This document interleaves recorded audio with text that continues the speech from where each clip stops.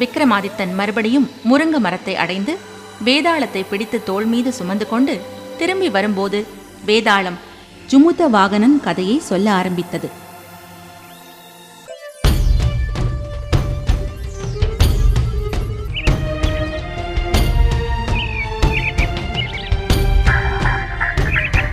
ஹிமவத் மலையின் சாரலில் ஸ்வர்ணபுரி என்ற நகரம் இருந்தது.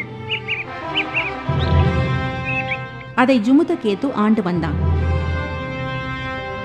அவனுடைய அரண்மனை தோட்டத்திலே பரம்பரை சொத்தான கற்பக விருட்சம் இருந்தது. அரசன் அதை வேண்டி ஒரு ஆண்மகனை பெற்றான். குழந்தைக்கு ஜுமுத வாகனன் என்று பெயரிட்டான்.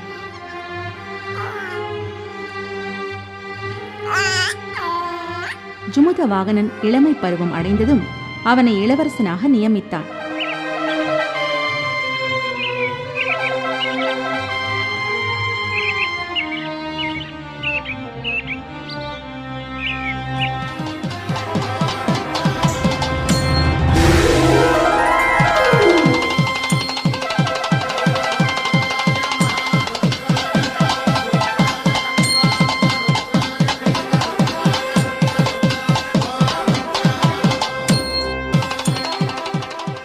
பட்டாபிஷேகம் முடிந்ததும் மந்திரி ஜுமுத வாகனனை அரண்மனை தோட்டத்தில் சந்தித்தார். ராஜகுமாரா, நாம் விரும்புவதையெல்லாம் அளிக்கும் இந்த கற்பக விருட்சத்தை தாங்கள் தொடர்ந்து வழிபட்டு வர வேண்டும். அது நம்மிடத்தில் இருக்கும் வரையில் எதிரிகளால் நம்மை ஒன்றும் செய்துவிட முடியாது. இந்திரனாலும் கூட நம்மை அசைக்க முடியாது. இவ்வளவு அருமையான தேவலோக மரத்தை அடைந்திருந்தும் நம் முன்னோர்கள் அதனால் எந்த பலனையும் பெறவில்லையே. சிலர் செல்வத்தை மட்டும் விரும்பி அடைந்தார்கள். இதன் அருமையை அவர்கள் அறியாமல் பாழ்படுத்தி விட்டார்களே. சரி, இதை நான் வேறு விதமாக பயன்படுத்திக் கொள்வேன். என்ன யோசனை ராஜகுமாரரே? கற்பக விருட்சத்தை பற்றி யோசித்தேன். தந்தையாரை சந்திக்க வேண்டும். செல்லலாம், வாருங்கள்.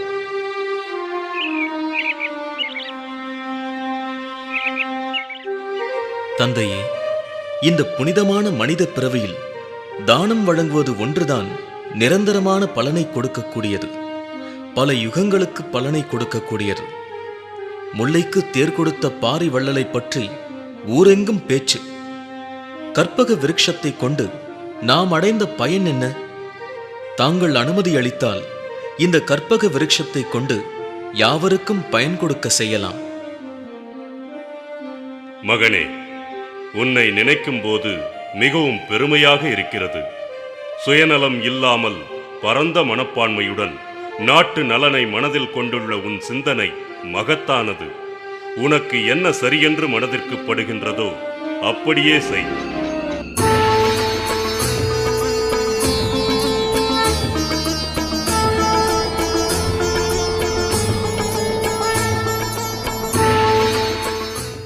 எங்கள் முன்னோர்கள் விரும்பியவைகளையெல்லாம் நீ கொடுத்து வந்திருக்கிறாய். இப்போது நான் வேண்டும் ஒரு விருப்பத்தையும் பூர்த்தி செய்ய வேண்டும். இந்த உலகத்தை பஞ்சத்திலிருந்தும் ஏழ்மையிலிருந்தும் விடுவிக்க வேண்டும். எனக்கு இந்த உதவி செய்தால் போதும். ஆகவே நீ இந்த இடத்தை விட்டு கிளம்பி உலகம் முழுவதும் சுபிக்ஷத்தை அளித்துவிடு.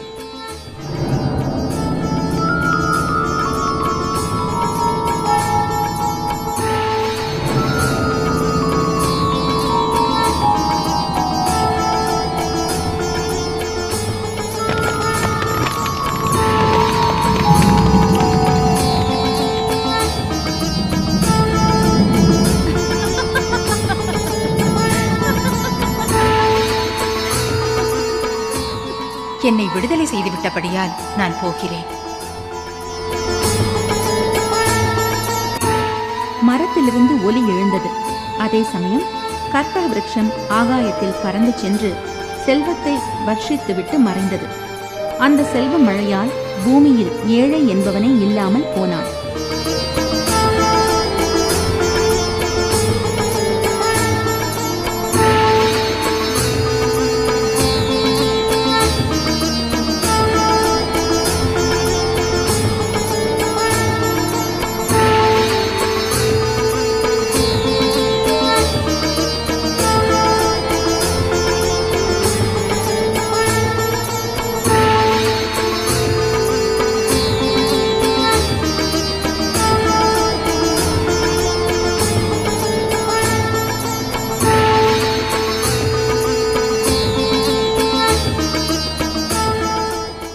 எதிரிகள் இதைக் கண்டு பொறாமையால் வருந்தினர். கற்பக விருட்சம் இல்லாதபடியால் இப்போது அவனையும் அவன் தந்தையையும் சுலபமாக வென்றுவிடலாம் என்று அவர்கள் தீர்மானித்தார்கள். ஜுமுத்த வாகனனையும் அவன் தந்தையையும் நாட்டை விட்டு துரத்திவிட முடிவு செய்து திட்டம் வகுத்தார்கள். இதை அறிந்த ஜுமுத்த வாகனன் தன் தந்தையிடம், தந்தையே, தாங்கள் கையில் ஆயுதத்தை எடுத்தால் தங்களுக்கு எதிராக போரிட சக்தி யாருக்கு இருக்கிறது? அழிந்து போகக்கூடிய இந்த உடலை காப்பதற்காக உற்றார் உறவினரை கொன்று நாட்டை ஆள வேண்டும் என்று கருணை உள்ளம் கொண்ட எவனும் விரும்புவானா? இந்த அரசு உரிமையால் நமக்கு என்ன பயன்? நாம் இந்த இடத்தை விட்டு வேறு எங்காவது போய் நன்மை கொடுக்கக்கூடிய புண்ணிய காரியங்களை செய்வோம். மண்ணாசை கொண்ட உறவினர்களே நாட்டை கட்டி ஆளட்டும். மகனே, உனக்காகவே நான் இந்த ராஜ்யத்தை காப்பாற்றி வருகிறேன். நீயே இதை வேண்டாம் என்று உதறித் தள்ளிய பிறகு இந்த கிழவனுக்கு அதை பற்றி கவலை என்ன? தந்தையும் ஒப்புக்கொண்டபடியால் ஜுமுத்த வாகனன் தாய் தந்தையருடன் நாட்டை துறந்து ஓர் மலையடிவாரத்தை அடைந்து ஒரு நீரோடைக்கு பக்கத்தில் பர்ணசாலை அமைத்துக் கொண்டு அதிலே தன் தாய் தந்தையருக்கு பணிவிடை செய்து காலம் கழித்து வந்தான். அங்கிருக்கும் போது அந்த மலையிலே வாழ்ந்த சித்தர்களுடைய அரசனான விஸ்வாசுவின் மகன் மித்ரவசுவுடன் நட்பு கொண்டான். ஒரு நாள் மலைச்சாரலிலே பொழுதை போக்க மித்ரவசுவுடன் ஜுமுத்த வாகனன் திரிந்து கொண்டிருந்தான். அப்போது கடல் அருகிலிருக்கும் ஒரு காட்டை அடைந்தான். அங்கே ஏராளமான எலும்பு துண்டுகள் குவியல் குவியலாக கிடந்தன. நண்பா, இந்த எலும்புகள் ஏது? ஏன் குவிந்து கிடக்கின்றன? இது பெரிய கதை. சுருக்கமாக சொல்கிறேன். நீண்ட காலத்திற்கு முன் நாகங்களின் தாயான கத்துரு என்பவள் கருடன் தாயான வினதையை வெற்றி கொண்டு அவளை அடிமையாக பெற்றாள். பின்னாளில் கருடன் தன் தாயை அவளின் அடிமை நிலையிலிருந்து விடுவித்தான். அந்த விரோதத்தால் கோபம் கொண்டு கத்துருவின் குழந்தைகளான பாம்புகளை கருடன் கொன்று தின்று வந்தான்.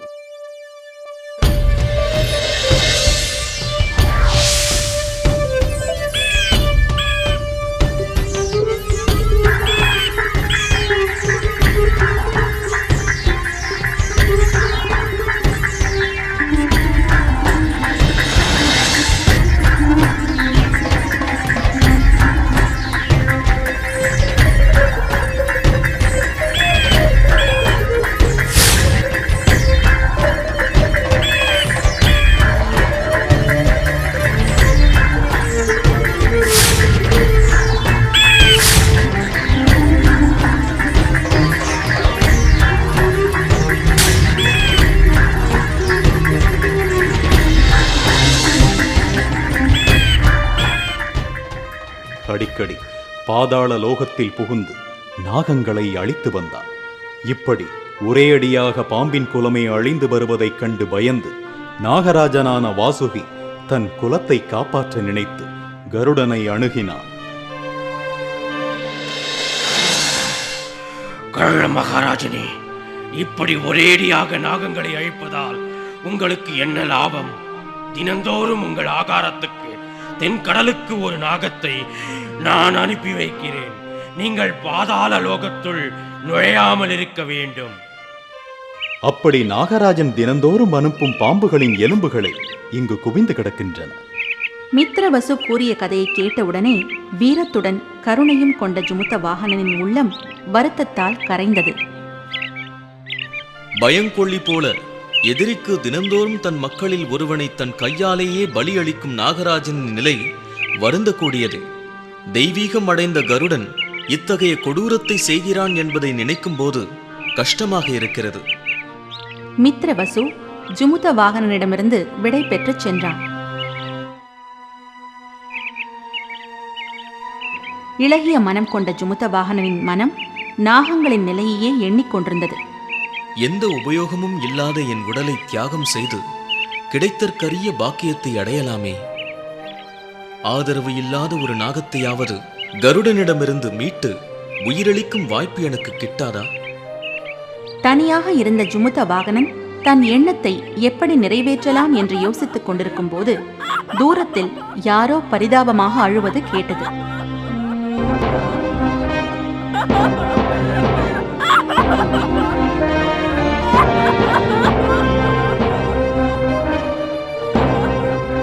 அது எங்கிருந்து வருகிறது என்பதை அறிய ஜுமுத வாகனன் மேலே நடந்து சென்று பார்த்தபோது கிழவி ஒருத்தி பாறை அருகில் இளைஞனை பார்த்து அழுது கொண்டிருந்தாள்.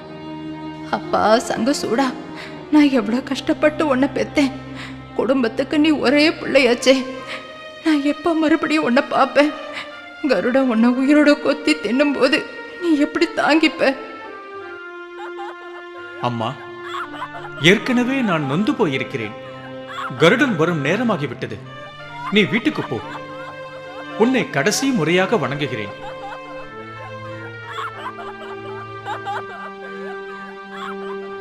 என் பிள்ளையை யாராவது காப்பாற்ற மாட்டாங்களா? அம்மா, உங்கள் மகனை நான் காப்பாற்றுகிறேன்.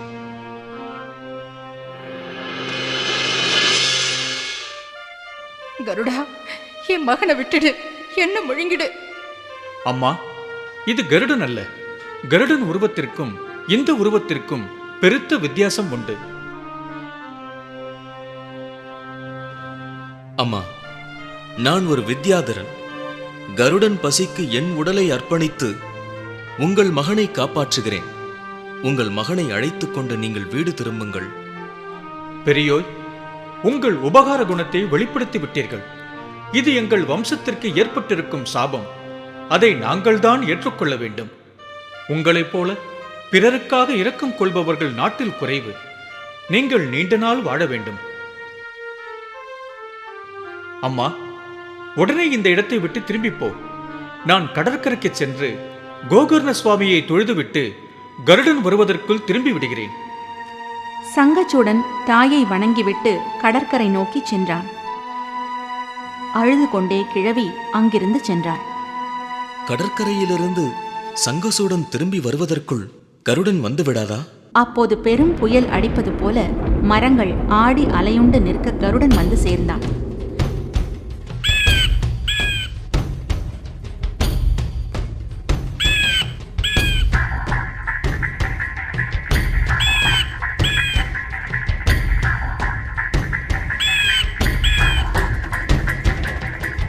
அவனை சாப்பிடுவதற்காக மலைத்தொடரின் உச்சிக்கு தூக்கி செல்லும் போது பூமியில் ரத்தம் சிந்தியது. மலை உச்சியை அடைந்து கருடன் அவனை கொத்திச் சாப்பிட கொஞ்சம் அவகாசம் எடுத்தது. இதே போல ஒவ்வொரு பிறப்பிலும் என் உடல் இப்படி ஒரு நல்ல காரியத்திற்காக உபயோகப்படட்டும். கோகர்ண பூஜையை முடித்துக்கொண்டு திரும்பி வந்த சங்கச்சூடன் பாறையில் ரத்தம் சிந்தியிருப்பதை கண்டதும் பதறிவிட்டான்.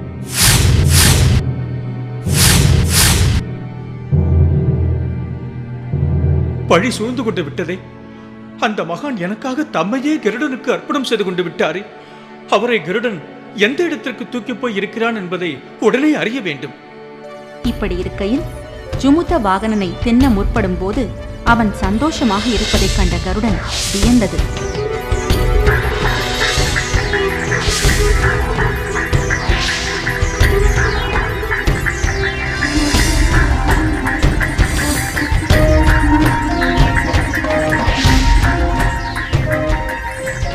இதென்ன ஆச்சரியமாக இருக்கிறதே!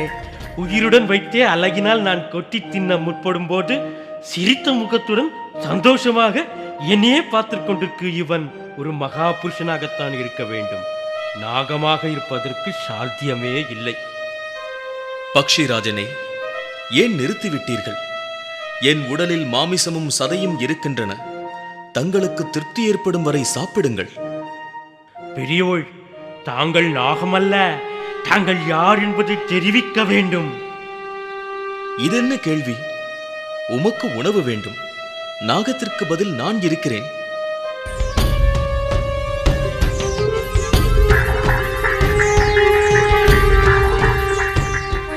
பக்ஷிராஜனே, அவசரப்பட்டு விடாதீர். உங்களுக்காக நியமிக்கப்பட்ட நாகம் நானே. அவர் நாகம் அல்ல, எனக்காக உயிர் தியாகம் செய்ய வந்தவர். சங்கச்சூடன் சொன்னதை கேட்டு கருடன் மிகவும் வருந்தியது. மித்ரவசு ஜுமுத வாகனனின் தாய் தந்தையரை அழைத்துக் கொண்டு ஜுமுத வாகனனை தேடி அந்த இடத்திற்கு வந்துவிட்டான். பக்ஷிராஜனே, என் மகன் ஜுமுத வாகனனை கொல்ல உனக்கு எப்படி மனம் வந்தது? கருணை உள்ளம் கொண்ட அவதார புருஷனையே கொன்று விட்டேனா? பிறருக்காக தன் உயிரையே தியாகம் செய்யும் ஜுமுத வாகனரா இவர்? இந்த பாவச் செயலுக்காக நான் தீ குளிக்க வேண்டியதுதான்.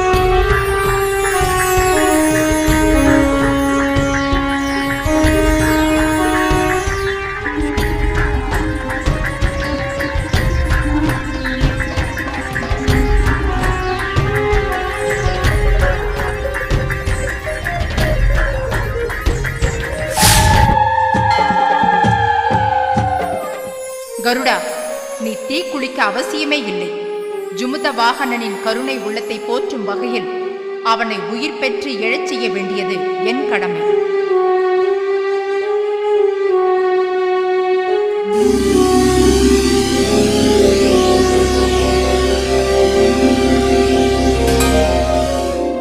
ஜுமுத வாகனா, நீ உன் உடலை தியாகம் செய்ததைக் கண்டு நான் மகிழ்கிறேன்.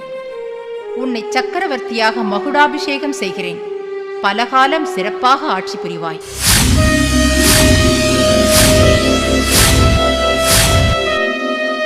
சக்கரவர்த்தியே, தாங்கள் ஜீவ காருண்யத்தையும் ஈடு இணையற்ற தங்கள் தியாகத்தையும் கண்டு நான் பெரிதும் மகிழ்ந்தேன். இந்த கடுஞ்செயல் மூவுலகத்தையும் ஆச்சரியப்படுத்திவிட்டது. எனக்கு உத்தரவு கொடுங்கள், வேண்டிய வரத்தையும் கேளுங்கள். தாங்கள் நாகத்தை கொன்று தின்று விடுவதை விட்டுவிட வேண்டும். இதற்கு முன்னர் தாங்கள் சாப்பிட்ட நாகங்களின் எலும்புகள் மலை போல குவிந்து கிடக்கின்றனவே, அவர்கள் பிழைத்து எழுந்திருக்க வேண்டும். அவ்வாறே கருடன் அருளவே அந்த வரத்தின் மகிமையால் உயிரிழந்த நாகங்கள் எல்லாம் உயிர் பெற்று எழுந்தன. விக்ரமாதித்த மன்னா, சங்கசூடன், ஜுமுத வாகனன் ஆகிய 2 பேர்ல யார் சிறந்தவன் என்பதை நீதான் சொல்லணும். சொல்றியா?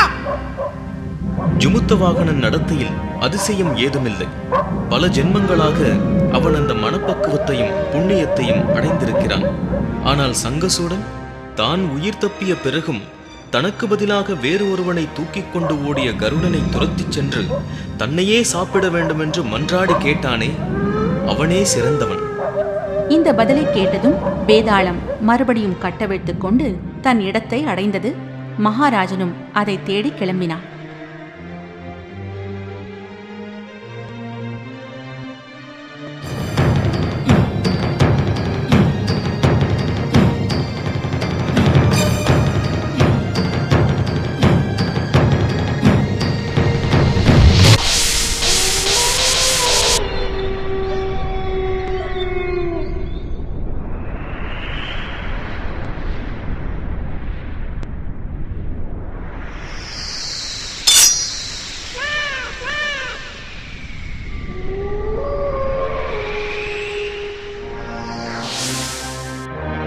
வேதாளம் கூறிய புதிர் கதைகளை பார்த்தோம். வேதாளத்தின் புதிர் கேள்விகளுக்கு விக்ரமாதித்தனின் கூர்மையான அறிவால் அதற்கு பதில் சொன்னதையும் பார்த்தோம். வேதாளம் கூறிய புதிர் கதைகளை பார்த்தோம். வேதாளத்தின் புதிர் கேள்விகளுக்கு விக்ரமாதித்தனின் கூர்மையான அறிவால் அதற்கு பதில் சொன்னதையும் பார்த்தோம். ஆச்சரியமான கதைகளுடன் மீண்டும் சந்திப்போம்.